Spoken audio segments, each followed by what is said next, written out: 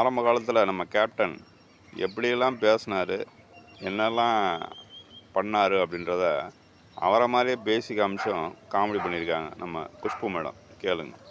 ரொம்ப உரிமையை எடுத்துட்டு என்கிட்ட பேசக்கூடிய ஒரு விஜயகாந்த் சார்.